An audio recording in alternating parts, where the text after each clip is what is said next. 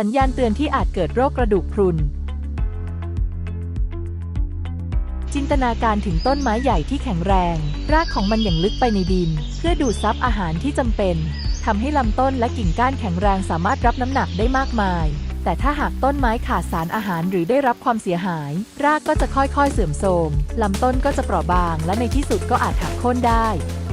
กระดูกของเราก็เปรียบเสมือนต้นไม้ใหญ่แคลเซียมและวิตามินดีเปรียบเสมือนปุ๋ยที่ช่วยให้กระดูกแข็งแรงเหมือนรากที่ดึงดูดสารอาหารจากดินหากเราไม่ได้รับแคลเซียมและวิตามินดีเพียงพอกระดูกของเราจะค่อยๆเสื่อมสภาพเหมือนต้นไม้ที่ขาดน้ำและปุ๋ยพฤติกรรมบางอย่างเช่นการสูบบุหรี่การดื่มแอลกอฮอล์และการขาดการออกกำลังกายก็เป็นปัจจัยที่ทำลายกระดูกของเรา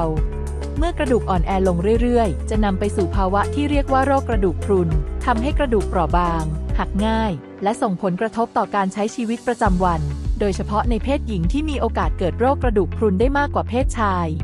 อาการและผลกระทบของโรคกระดูกพรุนโรคกระดูกพรุนทำให้กระดูกเปราะบางหักง่ายส่งผลให้เกิดอาการปวดหลังโก่งส่วนสูงลดลงและอาจทำให้เสียสมดุลล้มง่ายขึ้นที่ Wisdom Wellness Center เราเข้าใจถึงความสำคัญของการดูแลสุขภาพกระดูกเราจึงนำเทคโนโลยีที่ทันสมัยที่สุดมาให้บริการนั่นคือเครื่อง EXA 3000 เครื่องตรวจวัดความหนาแน่นของกระดูกที่แม่นยำและรวดเร็วที่สุดเครื่องหนึ่งในปัจจุบันเครื่อง EXA 3000 จะใช้รังสี X ในปริมาณที่น้อยมากส่องผ่านกระดูกของคุณบริเวณข้อมือเพื่อวัดความหนาแน่นของกระดูกได้อย่างแม่นยำช่วยให้เราประเมินความเสี่ยงของการเกิดโรคกระดูกพรุนได้ตั้งแต่เนิ่นๆก่อนที่อาการจะแสดงออกเมื่อทราบผลการตรวจผู้เชี่ยวชาญจะให้คำแนะนำในการดูแลสุขภาพกระดูกที่เหมาะสมกับคุณไม่ว่าจะเป็นการปรับเปลี่ยนพฤติกรรมการกินการออกกำลังกายหรือการใช้ยาซึ่งจะช่วยชะลอความเสื่อมของกระดูกและป้องกันการเกิดกระดูกหักได้อย่างมีประสิทธิภาพการดูแลตัวเองให้แข็งแรงเริ่มต้นที่การดูแลกระดูก